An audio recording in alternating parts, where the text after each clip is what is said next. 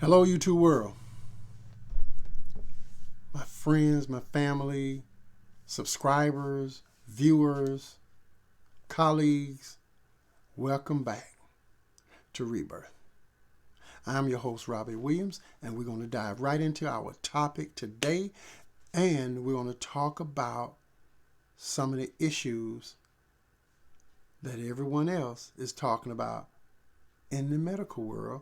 And I'm just going to touch on a lot of these things. I'm not going deep into it because that'll take up a lot of time, and I'm trying to get everything within a 30 minutes time frame. So bear with me, and let's get this done. We're going to talk about the Pfizer-BioNTech and the Moderna coronavirus vaccine. Wow, what a difference a year make. Because this coronavirus came on the scene back in 2019. And here we are, and wrapped up in November, they got an approval for a vaccine. To me, that's a little quick because it takes normally 18 months to 20 months to construct and develop a vaccine. But let's say kudos to our scientists and our doctors that works in that area. They have done a wonderful job to get in there, put in the time, labor, work hard, and guess what? They made sacrifices to make this happen. Because I can guarantee it wasn't easy. But there are some questions. There have been problems in the past about a rush to a vaccine and distributing it among the people. There have been times where things didn't go right. I'm praying that things go well this go round. When we talk about this vaccine, there are a lot of people that are against vaccines. There are a lot of people that are for vaccines, and there are a lot of people that are on the fence. I will be honest with you, I'm one of those that are on the fence a little bit, simply because developing a vaccine is time consuming, and you have to be right, because this is something you're putting into someone else's body. So you have to be very precise. So you got a lot of people, professionals coming together, and they putting it down. They ain't playing. And they're working hard to make this thing a success. That's what we want. Success. So let's not, even though there are going to be some things I'm going to mention in this video, it's not to think negative, it's so that you can be aware. Because that's one thing about this platform, is about awareness. Okay? So, Pfizer-BioNTech and Moderna, they worked on this vaccine. They got it approved in late November. Now we're pushing it.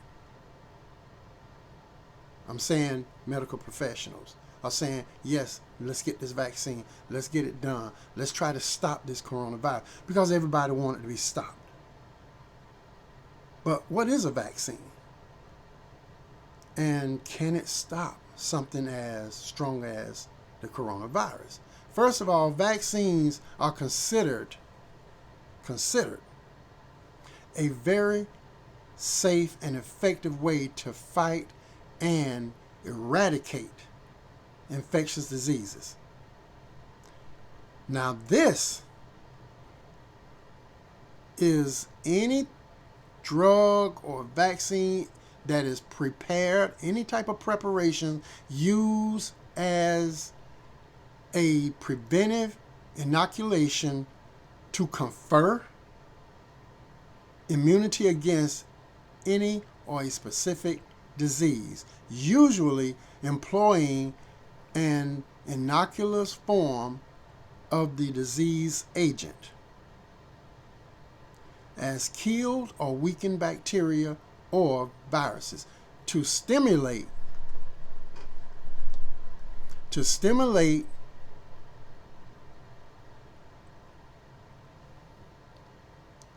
antibodies protection. So now, this is what the vaccine does. And that's just a brief definition. Okay? But the question is, what happens? Basically, once the vaccine is in place in the body, the immune system recognizes it. Once it is recognized, then it gives its whole system an alert saying, this is what we're going to be fighting against. And I'm paraphrasing. This is what we're going to be fighting against to keep this body safe and protected. So that when the coronavirus do come at you and try to do what it does, your immune system recognizes it and go, let's go to war. And it fights it off and try to eradicate it. Okay? Or weaken it enough that you get to a doctor, hospital, or what have you, that you get treatment. That's what we're hoping. That it'll just eradicate it. Now, some people are afraid of this vaccine because some people are afraid of any vaccine. Some people just don't even want to deal with vaccines at all. I understand. But there's a story that came up in the New York Times. And those of you that want to check behind me, you can check it out for yourself. You can go and look it up in the New York Times. The writer of that story was Catherine Wu.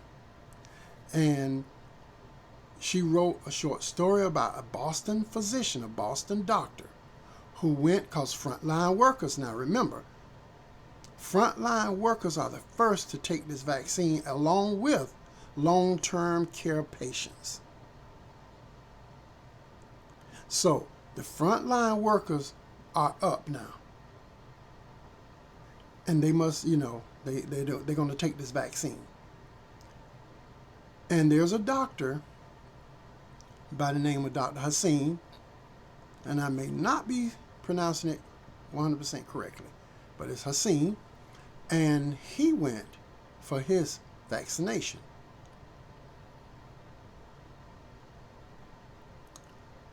After his vaccination, immediately he had a severe allergic reaction. Not long after taking this vaccine, I'm talking about minutes, 5, maybe, who knows, 5, 6, 7 minutes. But he took the Moderna. Now remember, when we have the Moderna and the Pfizer-BioNTech. So now he took the Moderna coronavirus vaccine. And it was on Thursday. And I believe, I'm talking about Thursday gone. And it says, in the first week of this thing rolling out, the vaccine, pushing the vaccine, that's what they call it, rolling it out, getting it going, getting people to take the vaccine. Okay. What they're saying, that federal agencies are now investigating at least 6 cases involving people who suffered from anaphylaxis after receiving the Pfizer-BioNTech vaccine. This is why I say I understand for those people. I have a great understanding and respect to those who say, I just don't want to do it. I'm not ready right now. I'm on the fence. I would like to take it, but I haven't had any signs or symptoms or anything like that that shows that, I'm affected by the coronavirus. And I know that the vaccine is a vaccine and is there to prevent, not to treat. Understand that. So, I'm still on the fence because, just like others, they have their reasons, I have mine, and a lot of them are feeling like it was developed too fast. And that may be so. And I would give these doctors their accolades and saying, hey, listen, you did a wonderful job, but let me wait a little bit. Let me see what happens. Because you got to understand, this virus do mutate.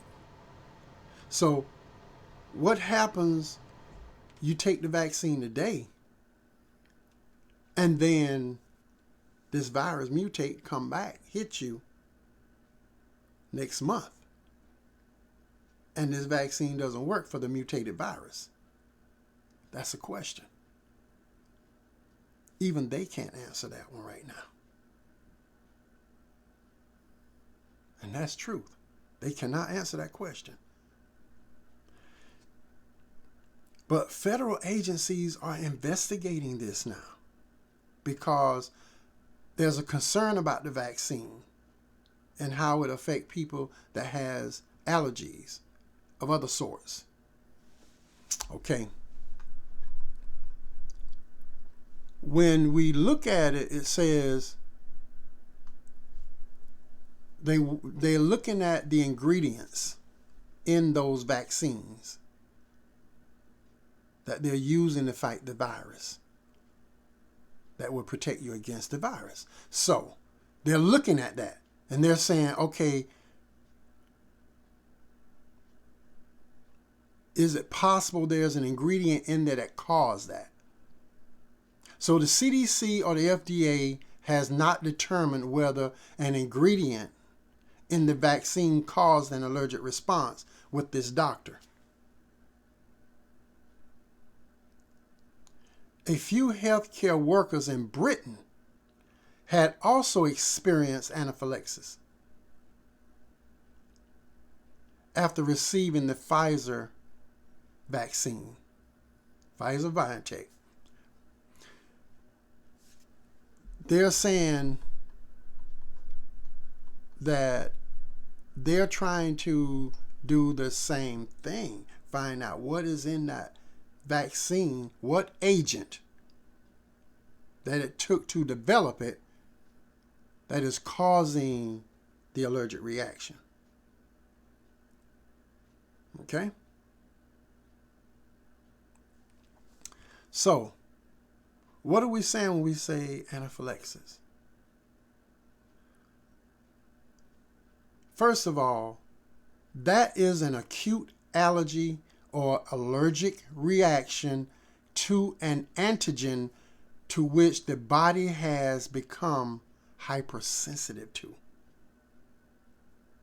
Okay?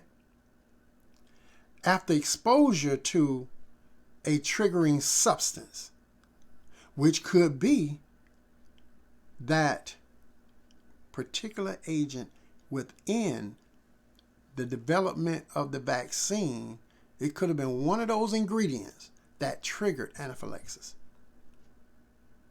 That's what they're saying. Right now, there's not enough evidence to show what did it. But nonetheless, the doctor had an allergic reaction to the Moderna vaccine. Okay?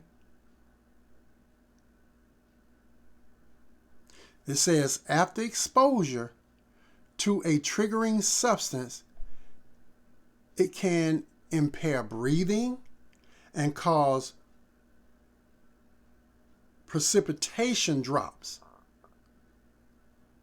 in blood pressure and potentially becoming life-threatening.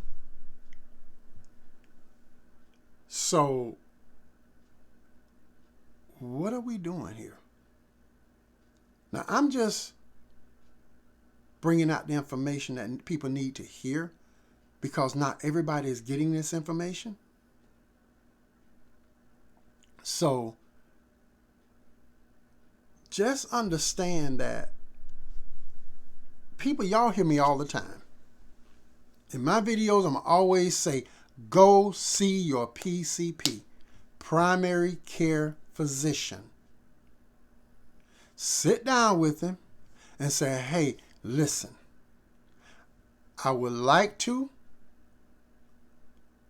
be administered the vaccine that fights the coronavirus. But number one, there's two of them out there. I don't know which one that's best for me. Number two, I have an allergic, I have allergies against this, that, or the other. Tell them what's wrong with, oh, I'm diabetic. And you tell them what your pre-existing illnesses are. And if that's your doctor, he can pull a chart on you. And he can say, oh, let's go through, let's look at this. And you both can discuss this. But what you don't want to do is sit back, wait, and then when things get really hairy, that's when everybody run and get a vaccination without consulting with a doctor. Consult your PCP. You're going to always hear me say that. I would rather for my PCP to tell me all systems go. You can do this, Robbie. No problem, because I have asthma. And you all know what my concern is? People in YouTube world, this is my concern. I use an inhaler. So whenever my asthma is triggered, I hit 2 puffs of this and I relax. It gets into my lungs. It opens things up and I'm breathing fine again. But what if this and the vaccine don't mix? What if those two can't coexist in the same body? I will have a problem. If I go and get vaccinated today, and then tomorrow I have an asthma attack, or later that evening I have an asthma attack, and then I take 2 hits of this, and next thing you know, I'm in the hospital fighting for my life. Those are my questions. And that's what I would sit down and say to my PCP. Will this get in the way? Or will that get in the way of this? Will they work together? This is the question that you ought to be asking. Now, this is just me using my pre-existing illness. What about those of you that have lupus? Those of you that have other types of illnesses?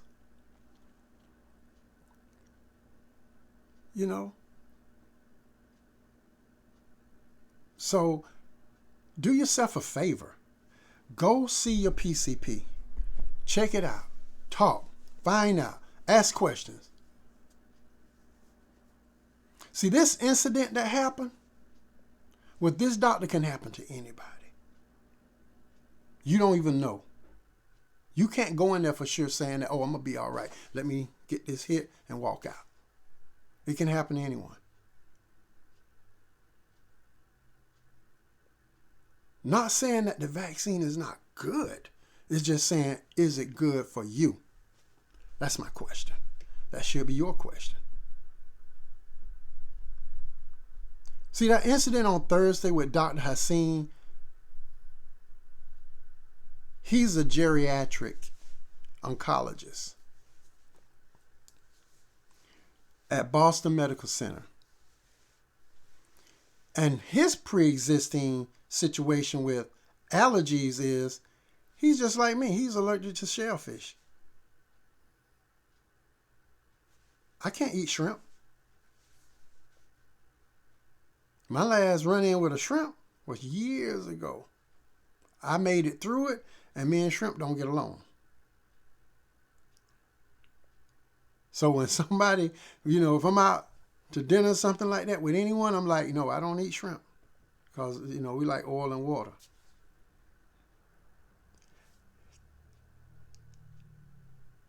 So if the fact that he has an allergy, if that was part of the reason,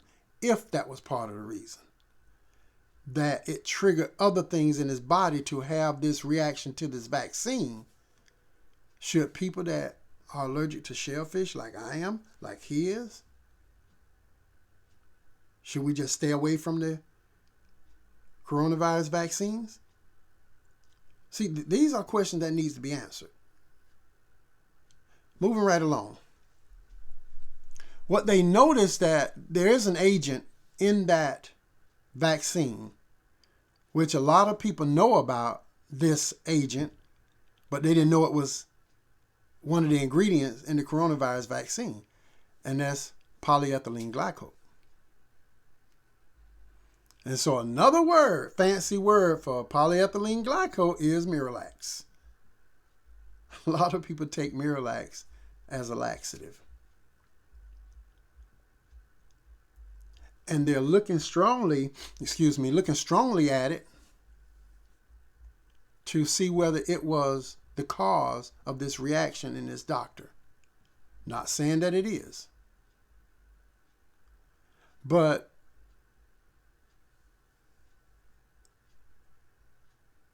it is used, as I said before, as a product for most people that goes to the store, get it, they buying it to loosen their bowels. It's a laxative. The VRBPAC, I call it Verpac. These are the people that comes together and meet. It's a committee of people that comes together and meet to discuss whether they're going to approve any type of medication or vaccine, that's selected. These group of people are selected by the FDA. They are the ones, along with the FDA, that comes up, talk about it, work it out and say, okay, we're going to approve this or we're going to disapprove that, whatever. This is that group. It's a committee made up of independent scientists, experts, and the FDA selects these people to evaluate evidence regarding whether a vaccine or other biological products is safe enough and effective enough for intended use. And eventually, it is the FDA that makes the final decision. So, whether or not the approval or authorization of any medical therapy is considered or done, it's all on the FDA, Food and Drug Administration. I throw a lot of the acronyms out, but I'm just saying, Food and Drug Administration. They makes that decision.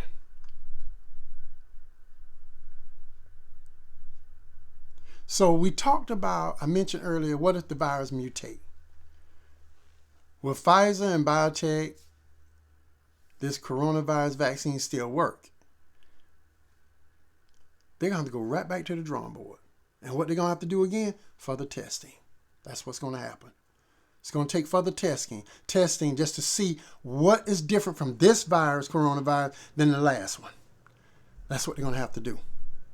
And everything I'm talking about, you can find this on www.Pfizer.com news. You can find information there on the various hot topics about the coronavirus, COVID-19 study, how they came about it. You can also go to Moderna.com. You can go and check them out, or maybe a .org, but go to their websites.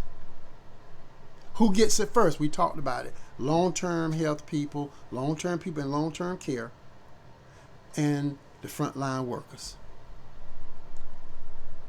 How it would be distributed is already being done right now throughout the United States, and even other countries are getting their hands on it as well. Check with your health department. Those of you that want to do this or want more information, check with your health department and your primary care physician. You can check with those. What's the cost? This vaccine is basically being paid for by taxpayers' money and will be given to the American people at no cost. Okay? Administration fees for giving the shot will be reimbursed by insurance companies or by the relief fund for uninsured patients through the government. Okay?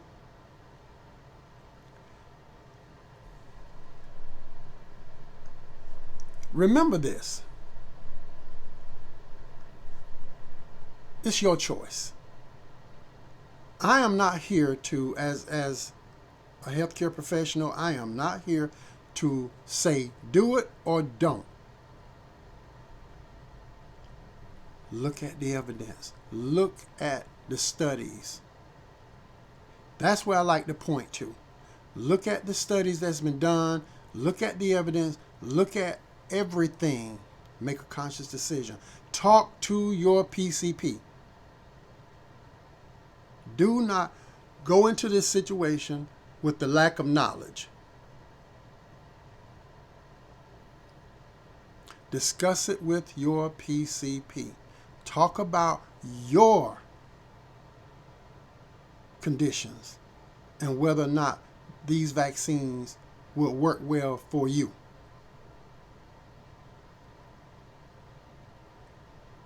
Remember,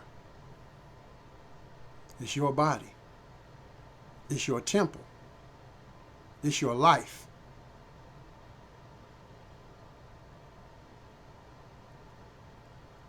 This is Robbie Williams, founder of Rebirth. I would love to ask you to subscribe to my channel. Once you subscribe, there's a notification bell. Turn that on so you can get every video from this day forward that I put out. You will automatically get a video. You don't have to look for it. And promote